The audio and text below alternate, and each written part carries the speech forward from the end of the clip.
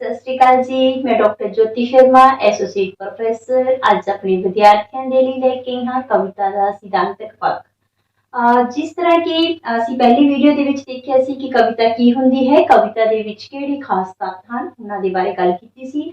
ਅੱਜ ਦੀ ਵੀਡੀਓ ਵਿੱਚ ਹੈ ਕਿ ਕਵਿਤਾ ਦਾ ਸਿਧਾਂਤਕ ਪੱਖ, ਕਵਿਤਾ ਨੂੰ ਕਾਲਵੰਡ ਅਨੁਸਾਰ ਕਿਵੇਂ ਵੰਡਿਆ ਜਾ ਸਕਦਾ ਹੈ। बहुत सारे विद्यार्थी जिन्होंने काफ़ी समस्या आती है कि जो कविता का सिद्धांतक पक्ष का गल करते हैं तो उन्होंने कालवंड के अनुसार समझ नहीं आती। उन्होंने समस्या को ध्यान में रख के ये वीडियो तैयार की गई है। कविता कविता की होंगी है? कविता पंजाबी दे विच जिन्ने भी साहित्य रूप होंद विच आए ने उन्हां दे विचों कविता ही एक अजिहा साहित्य रूप है जो कि सब तो पहला होंद विच आया है। इस करके कविता नूं जेठी ते पलेठी रचना भी कहा जाता है। कविता कविता का इतिहास, कविता जो मनुख अपनी खुशी का इजहार करन लग्या तां उस द्वारा मारी गई किलकारी ते अपने गम नूं प्रगट करन दे लई उस द्वारा मारी गई चीख ही कविता कहलाउंदी सी। कविता है की है? कविता तो भाव एक अजिही शब्द रचना है जिस विच ख्याल, जज्बा, कल्पना, लय ताल जां किसी तरह के वजन का सुमेल होवे उस नूं कविता कहते हैं। इस विच मनुखी जज्बे शब्दां दा जामा पहन के किसी भी सुर ताल विच गूंज उठते हैं। प्रोफेसर पूरन सिंह तां इसनूं रूहां दी बोली आखदा है कि कविता आवेश है जो अपने आप ही अंदरों आती है, इस करके उसने इसनूं रूहां दी बोली कहा है। जबकि मैथ्यू अर्नल्ड कविता नूं जीवन दी परचोल मनदा है कि जो साडे कोल जीवन दे विच वापरिया सारा कुछ असीं कविता दे माध्यम नाल प्रगटाउंदे हां। कविता दी कालवंड वख-वख विद्वानां ने कविता की कालवंड अपने अनुसार ही की है। जिस तरह प्रोफेसर किरपाल सिंह कसेल ने कविता नूं दो हिस्सों में वंडिया है, आधुनिक काल, सुतंत्रता काल। आधुनिक काल का समा उन्होंने 1849 तो 1947 तक का दसिया है। सुतंत्रता काल 1947 तो हुण तक का समा है। डॉक्टर केसर सिंह ने कविता की कालवंड दो काल के अनुसार नहीं की, सगों उन्होंने कविता की कालवंड 5 कालखंडां दे आधार ते कीती है। सब तो पहला कालखंड 1900 तो लेके 1935 तक का है। दूसरा कालखंड 1935 तो 1947 तक का है। तीसरा कालखंड 1947 तो 1960 तक का है। चौथा कालखंड 1960 तो 1970 तक का है। पंजवां कालखंड 1971 तो 2000 तक का है। पर ਅਸੀਂ कविता की वंड कालवंड के आधार पर ਅਸੀਂ इसनूं 3 हिस्सों ਦੇ ਵਿੱਚ ਵੰਡਿਆ है, 3 ਪੜਾਵਾਂ ਦੇ अंतर्गत ਵਿੱਚ आ रहा है। सब तो पहला है मुढ़ला बस्तीवाद काल जिसका समय है 1849 तो 1900 तक। दूसरा है बस्तीवाद काल 1900 तो 1947 तक जिसमें स्वतंत्रता काल भी कहा जाता है। तीसरा है उत्तर बस्तीवाद काल जिसका समय है 1947 तो 2005, इसनूं उत्तर स्वतंत्रता काल भी कहा जाता है। मुढ़ला बस्तीवाद काल 1849 तो 1900 तक का है। ਇਹ ਇੱਕ ਅਜਿਹਾ ਕਾਲ ਹੈ ਜਦੋਂ ਅੰਗਰੇਜ਼ ਭਾਰਤ ਦੇ ਵਿੱਚ ਆ ਗਏ ਸੀ। ਮਹਾਰਾਜਾ ਰਣਜੀਤ ਸਿੰਘ ਦੇ ਨਾਲ ਜਦੋਂ ਸੰਧੀ ਹੋ ਗਈ ਸੀ ਤਾਂ ਚੜ੍ਹਦੇ ਪਾਸੇ ਜਦੋਂ ਉਹਨਾਂ ਨੇ ਆਪਣਾ ਹੱਕ ਜਮਾ ਲਿਆ ਸੀ ਉਸ ਸਮੇਂ ਈਸਾਈ ਮਿਸ਼ਨਰੀਆਂ ਨੇ ਪੰਜਾਬੀ ਦੇ ਵਿੱਚ ਕਾਫੀ ਜ਼ਿਆਦਾ ਲਿਖਿਆ ਸੀ। ਪੰਜਾਬੀ ਭਾਸ਼ਾ ਉਹ ਸਿੱਖਦੇ ਸੀ, ਆਪਣੇ ਅਖਬਾਰ ਰਸਾਲੇ ਉਹਨਾਂ ਨੇ ਛਪਵਾਏ ਸੀ। उस समय तो ही 1849 तो 1857 तक का जो एक अजिहा समा वा जो पंजाबियों की मनोसंरचना के उपर बहुत ही ज़्यादा असर पिया। उन्होंने पंजाबियों ने अंग्रेज़ों का पंजाब के उपर कब्जा होने ते बहुत ही ज़्यादा निराश हो गए सी, उन्होंने नफरत की नज़र ना देखती सी। इस करके अंग्रेज़ों को पंजाब के विचों बाहर कड्ढण दे लई उन्होंने उपराले भी करने शुरू कर दिते सी। पर दूजे पासे जो अंग्रेज़ों ने पंजाबियों के प्रति दृष्टिकोण बदलिया, उन्होंने नवे हस्पताल खोले, स्कूल खोले, रेलों का जाल बिछाया तो पंजाबी उस उत्ते खुश भी हो गए सन कि पंजाबियों ने उन्होंने साथ देने के लिए अपने अंदर उन्होंने विच भाव पैदा हुए सी ते उन्होंने खुद मतलब कि नौकरी लैण दे लई वध चढ़ के हिस्सा भी दिता सी। इस करके उस समय उन्होंने सोच का एक नज़रिया बदलिया सी, नवी मध श्रेणी होंद विच आई सी। अंग्रेज़ों के नाल मिल के ਚੱਲਣ ਵਾਲੀਆਂ धार्मिक राजनीतिक लहरां ਦੇ ਵਿੱਚ ਇੱਕ ਪਾਸੇ ਉਹਨਾਂ ਨੇ ਯੋਗਦਾਨ ਦਿੱਤਾ ਸੀ, ਪਰ ਦੂਜੇ ਪਾਸੇ ਅਜਿਹੇ ਪੰਜਾਬੀ ਵੀ ਸਨ ਜਿਨ੍ਹਾਂ ਨੇ ਅੰਗਰੇਜ਼ੀ ਸਾਮਰਾਜ ਦਾ ਪੂਰੀ ਤਰ੍ਹਾਂ ਮੁਕੰਮਲ ਤਰੀਕੇ ਨਾਲ ਬਾਈਕਾਟ ਕਰਨ ਦੇ ਲਈ ਧਾਰਮਿਕ ਰਾਜਨੀਤਿਕ ਜੋ ਲਹਿਰਾਂ ਪੈਦਾ ਹੋਈਆਂ ਸੀ ਉਹਨਾਂ ਦੇ ਵਿੱਚ ਵੀ ਆਪਣਾ ਯੋਗਦਾਨ ਦਿੱਤਾ ਸੀ। दूसरा पड़ा है बस्तीवाद काल। बस्तीवाद काल 1900 तो लेके 1947 तक का समा है। ਇਸ ਨੂੰ ਸੁਤੰਤਰਤਾ ਕਾਲ ਵੀ ਕਿਹਾ ਜਾਂਦਾ ਹੈ। ਬਸਤੀਵਾਦ ਇਸ ਸਮੇਂ ਆਪਣੇ ਪੂਰੇ ਜ਼ੋਰਾਂ ਤੇ ਸੀ।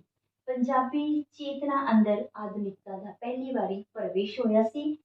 ਇਸ ਵਿੱਚ ਉਸ ਸਮੇਂ ਦੇ ਜੋ ਕਵੀ ਸੀ, ਉਹਨਾਂ ਨੇ ਜਦੋਂ ਕਵਿਤਾ ਲਿਖੀ ਸੀ ਤਾਂ ਉਹਨਾਂ ਨੇ ਬਿਰਤਾਂਤ ਦੀ ਬਜਾਏ ਉਹਨਾਂ ਦੇ ਅੰਦਰਲੇ ਜੋ ਥੋੜੇ ਜਿਹੜੇ ਭਾਵ ਸੀ, ਅੰਸ਼ਿਕ ਭਾਵ ਸੀ, ਉਹਨਾਂ ਦੇ ਮਾਧਿਅਮ ਦੇ ਨਾਲ ਉਹਨਾਂ ਨੇ ਕਵਿਤਾ ਨੂੰ ਪ੍ਰਗਟਾਇਆ ਸੀ।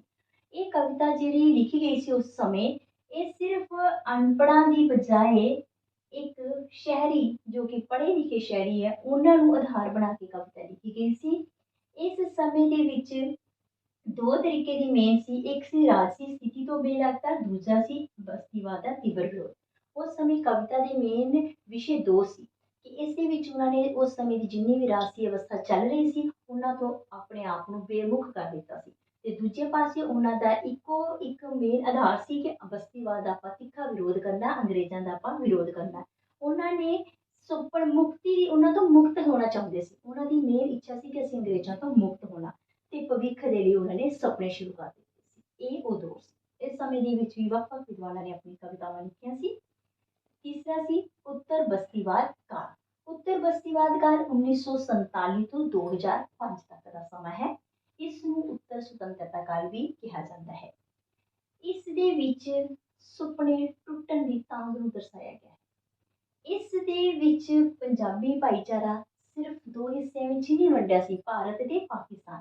ਭਾਰਤ ਤੇ ਪਾਕਿਸਤਾਨ ਦੇ ਵਿੱਚ ਤਾਂ ਵੰਡ ਗਿਆ ਸੀ, ਬਹੁਤ ਹੀ ਜ਼ਿਆਦਾ ਵੱਡਾ ਦੁਖਾਂਤ ਸੀ, ਜਿਨ੍ਹਾਂ ਨੂੰ ਵੱਖ-ਵੱਖ ਕਵੀਆਂ ਨੇ ਆਪਣੀ ਕਵਿਤਾਵਾਂ ਦੇ ਮਾਧਿਅਮ ਨਾਲ ਪ੍ਰਗਟਾਇਆ ਹੈ। ਜਿਸ ਤਰ੍ਹਾਂ ਅੰਮ੍ਰਿਤਾ ਪ੍ਰੀਤਮ ਨੇ ਕਿਹਾ ਹੈ, ਅੱਜ ਆਖਾਂ ਵਾਰੇ ਸ਼ਾਹ ਨੂੰ ਵਿੱਚ ਕਬਰਾਂ ਦੇ ਬੋਲ, ਇੱਕ ਰੋਈ ਸੀ ਧੀ ਪੰਜਾਬ ਦੀ, ਤੂੰ ਲਿਖ ਲਿਖ ਮਾਰੇ ਵੈਣ, ਅੱਜ ਲੱਖਾਂ ਧੀਆਂ ਰੋਂਦੀਆਂ ਤੈਨੂੰ ਵਾਰਿਸ ਸ਼ਾਹ ਨੂੰ ਕਹਿਣ। ਸਿਰਫ ਕਹਿੰਦੇ ਕਿ ਭਾਰਤ ਪਾਕਿਸਤਾਨ ਦੀ ਵੰਡ ਹੀ ਇੱਕ ਵੱਡਾ ਦੁਖਾਂਤ ਨਹੀਂ ਸੀ, ਸਗੋਂ ਰੋਜੀ ਰੋਟੀ ਦੇ ਲਈ ਵੀ ਕਈ ਭਾਰਤੀ ਪੰਜਾਬੀਆਂ ਨੂੰ ਆਪਣਾ ਪੰਜਾਬ ਛੱਡ ਕੇ ਪ੍ਰਵਾਸ ਧਾਰਨ ਕਰਨਾ ਪਿਆ ਸੀ, ਕੈਨੇਡਾ, ਅਮਰੀਕਾ ਦੇ ਵਿੱਚ ਜਾ ਕੇ ਨਿਵਾਸ ਕਰਨਾ ਪਿਆ ਸੀ। ਕਹਿੰਦੇ ਕਿ ਜਦੋਂ ਉੱਥੇ ਚਲੇ ਗਏ ਸੀ ਤਾਂ ਉਸ ਸਮੇਂ ਇੱਕ ਨਵੀਂ ਕਾਵਧਾਰਾ, ਪ੍ਰਵਾਸੀ ਕਾਵਧਾਰਾ ਵੀ ਹੋਂਦ ਵਿੱਚ ਆਈ ਸੀ। ਉੱਥੇ ਕਵੀ ਜਾ ਕੇ ਵੀ ਆਪਣੇ ਦੁਖਾਂਤ ਨੂੰ ਜਦੋਂ ਕਵਿਤਾ ਦੇ ਮਾਧਿਅਮ ਦੇ ਰਾਹੀਂ ਪੇਸ਼ ਕਰਦੇ ਸੀ।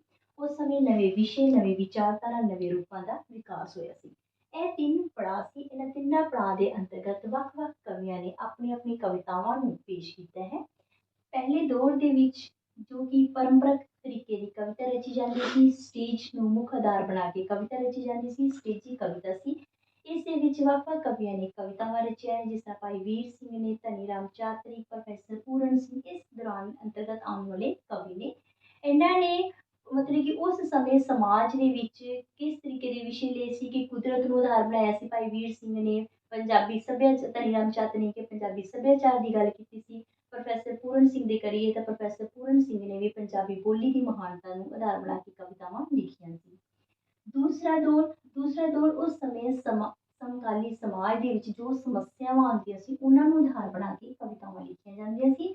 ਬਸਤੀਵਾਦ ਦਾ ਵਿਰੋਧ ਕੀਤਾ ਜਾਂਦਾ ਸੀ। ਇਸ ਸਮੇਂ ਦੇ ਵਿੱਚ ਜੋ ਕਵਿਤਾਵਾਂ ਲਿਖੀਆਂ ਗਈਆਂ ਸੀ, ਉਸ ਸਮੇਂ ਉਹ ਪਹਿਲੇ ਦੇ ਨਾਲੋਂ ਹਟ ਕੇ ਨਵੇਂ ਵਿਸ਼ਿਆਂ ਦੇ ਆਧਾਰ ਤੇ ਕਵਿਤਾਵਾਂ ਲਿਖੀਆਂ ਗਈਆਂ ਸੀ। ਪ੍ਰਤੀਵਾਦ ਨੂੰ ਆਧਾਰ ਬਣਾਇਆ ਗਿਆ ਸੀ, ਤੇ ਇਸ ਦੇ ਵਿੱਚ ਪ੍ਰੋਫੈਸਰ ਮੋਹਨ ਸਿੰਘ, ਅੰਮ੍ਰਿਤਾ ਪ੍ਰੀਤਮ ਵਰਗੇ ਕਵੀ ਆਏ, ਜਿਨ੍ਹਾਂ ਨੇ ਨਵੇਂ ਹੀ ਤਰੀਕੇ ਦੇ ਨਾਲ ਸਮਾਜ ਦੇ ਵਿਕਾਸ ਦੇ ਬਾਰੇ ਕਵਿਤਾਵਾਂ ਦੇ ਵਿੱਚ ਦੱਸਿਆ, ਤੇ ਆਪਣੀ ਕਵਿਤਾਵਾਂ ਦੇ ਮਾਧਿਅਮ ਦੇ ਰਾਹੀਂ ਉਹਨਾਂ ਨੇ ਸਮਾਜ ਨੂੰ ਇੱਕ ਨਵੀਂ ਤਰੱਕੀ ਦੇ ਰਾਹ ਤੇ ਵੀ ਤੋਰਿਆ। ਤੀਸਰਾ ਪੜਾਅ ਆਇਆ ਸੀ, ਜਿਸ ਦੇ ਵਿੱਚ ਸੁਪਨੇ ਹੀ ਬਣਾਏ ਨਹੀਂ ਸੀਗੇ, ਜੋ ਸਾਡੇ ਸੁਪਨੇ ਤਿੜਕ ਰਹੇ ਆ, ਉਹਨਾਂ ਨੂੰ ਆਧਾਰ ਬਣਾ ਕੇ ਕਵਿਤਾਵਾਂ ਲਿਖੀਆਂ ਗਈਆਂ ਸੀ। ਇਸ ਦੇ ਵਿੱਚ ਬਾਬਾ ਬਲਵੰਤ ਸਿੰਘ ਨੇ, ਡਾਕਟਰ ਜਗਤਾਰ, ਸ਼ਿਵ ਕੁਮਾਰ ਬਟਾਲਵੀ ਵਰਗੇ ਕਵੀ ਆਏ ਸਨ, ਜਿਨ੍ਹਾਂ ਨੇ ਸੁਪਨੇ ਤਿੜਕਣ ਦੀ ਗਾਥਾ ਨੂੰ ਬਿਆਨ ਕੀਤਾ ਸੀ, ਤੇ ਬਦਲ ਰਹੇ ਸਮਾਜ ਦੇ ਅਨੁਸਾਰ ਜੋ ਕਵਿਤਾ ਦੇ ਵਿੱਚ ਨਵੇਂ ਵਿਸ਼ੇ, ਨਵੇਂ ਰੂਪਾਂ ਦਾ ਜਨਮ ਹੋਇਆ, ਉਸ ਨੂੰ ਆਧਾਰ ਬਣਾ ਕੇ ਪੇਸ਼ ਕੀਤਾ ਸੀ। ਮੇਰੀ ਕਿਰਤ ਨੂੰ ਲੁੱਟਣ ਵਾਲਿਓ, ਕਿਉਂ ਪੀਵੋ ਰੁੱਤ ਬਹਾਰਾਂ ਦੀ, ਮੇਰੀ ਕਿਰਤ ਨੂੰ ਲੁੱਟਣ ਵਾਲਿਓ, ਕਿਉਂ ਪੀਵੋ ਰੁੱਤ ਬਹਾਰਾਂ ਦੀ, ਧਰਤੀ ਹੈ ਮਜ਼ਦੂਰਾਂ ਦੀ, ਇਹ ਨਹੀਂ ਸਰਮਾਏਦਾਰਾਂ ਦੀ। ਇਸ ਤਰੀਕੇ ਨਾਲ ਵੱਖ-ਵੱਖ ਕਵੀਆਂ ਨੇ ਆਪਣੇ ਆਪਣੇ ਨਵੇਂ ਵਿਸ਼ੇ ਲੈ ਕੇ ਵੱਖਰੇ ਦੌਰ ਦੇ ਵਿੱਚ ਕਵਿਤਾਵਾਂ ਦੇ ਰਾਹੀਂ ਆਪਣੇ ਵਿਚਾਰ ਜਿਹੜੇ ਆ ਪੇਸ਼ ਕੀਤੇ ਹੈ। ਇਹ ਸੀ ਸਾਡਾ ਅੱਜ ਦਾ ਵਿਸ਼ਾ, ਕਵਿਤਾ ਦਾ ਸਿਧਾਂਤਕ ਪੱਖ। ਹੁਣ ਅਗਲੀ ਵੀਡੀਓ ਦੇ ਵਿੱਚ ਮੈਂ ਆਪਣੇ ਵਿਦਿਆਰਥੀਆਂ ਦੇ ਲਈ ਮੁੱਢਲੇ ਬਸਤੀਵਾਦ ਕਾਲ, ਜਿਸ ਤਰ੍ਹਾਂ ਫਸਟ ਮੁੱਢਲਾ ਬਸਤੀਵਾਦ ਕਾਲ ਹੈ, ਇਸ ਦੇ ਵਿੱਚ ਕਿਹੜੇ ਕਵੀਆਂ ਨੇ ਯੋਗਦਾਨ ਪਾਇਆ ਹੈ ਤੇ ਉਹ ਕਿਸ ਤਰੀਕੇ ਦੀ ਕਵਿਤਾਵਾਂ ਦੇ ਵਿੱਚ ਵਿਸ਼ਿਆਂ ਦੀ ਗੱਲ ਕਰਦੇ ਨੇ, ਉਸ ਨੂੰ ਆਧਾਰ ਬਣਾ ਕੇ ਅਗਲੀ ਵੀਡੀਓ ਲੈ ਕੇ ਆਵਾਂਗੀ। ਕਿ ਹਰ ਇੱਕ ਕਵੀ ਦੇ ਬਾਰੇ ਡਿਟੇਲ ਦੇ ਨਾਲ ਤੁਹਾਡੇ ਨਾਲ ਆਪਣੀ ਜਾਣਕਾਰੀ ਸਾਂਝੀ ਕਰਾਂਗੇ।